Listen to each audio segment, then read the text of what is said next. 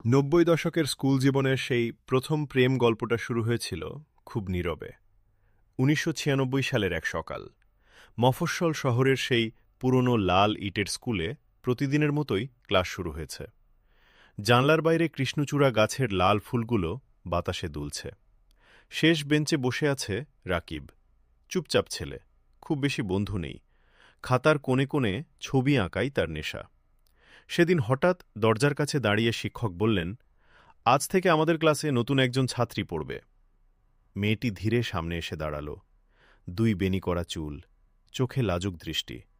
সে ছোট করে বলল, আমার নাম মৌ।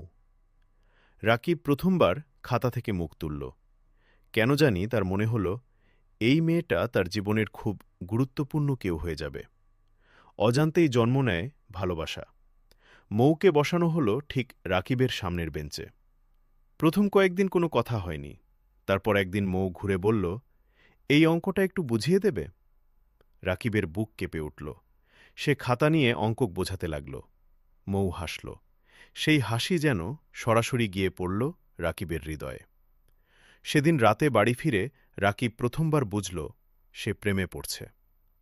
সেই ছোট্ট চিঠি একদিন টিফিনের সময় সাহস করে একটা কাগজে লিখল, তুমি যখন হাসো মনে হয় পুরো পৃথিবীটা সুন্দর হয়ে গেছে।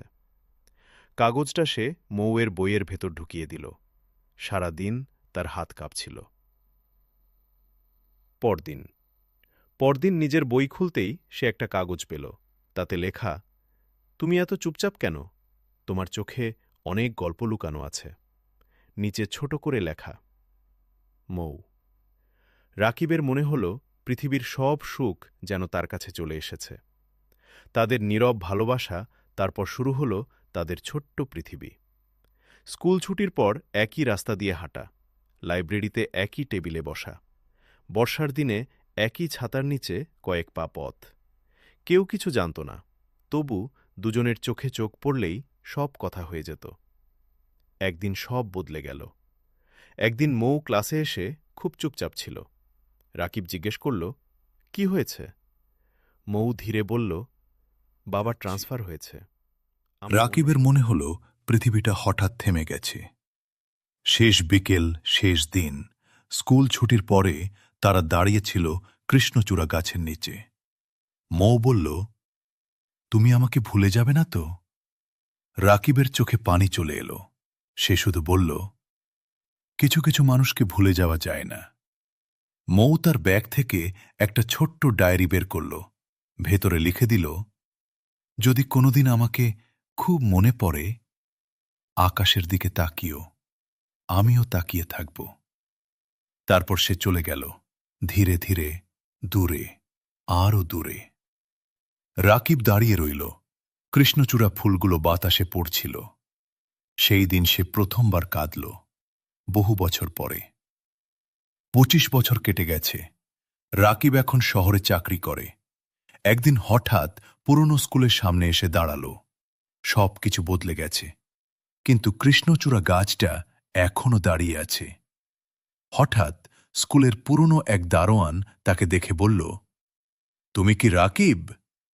সে অবাক হয়ে বলল, জি।